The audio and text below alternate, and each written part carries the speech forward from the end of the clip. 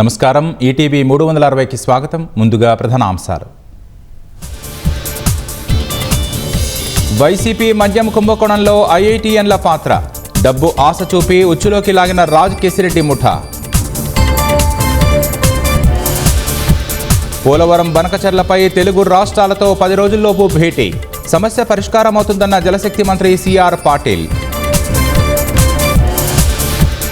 YCP హయాంలో 50,000కు పైగా అనర్హులకు ఇంటి పట్టాలు. ప్రభుత్వ ఉద్యోగులు మైనర్లకు ఇచ్చినట్లు గుర్తింపు.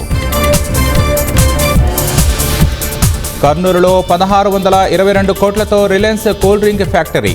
రాష్ట్రంలో స్టార్ హోటల్ నిర్మాణానికి సర్కారు అనుమతులు. పోలీసింగ్లో కృత్రిమ మేధ వినియోగంపై హ్యాకథాన్.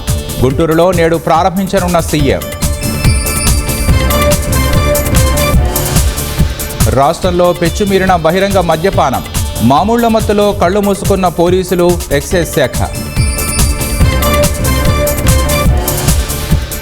మొక్కలు వృక్షాలకు క్యూఆర్ కోడ్.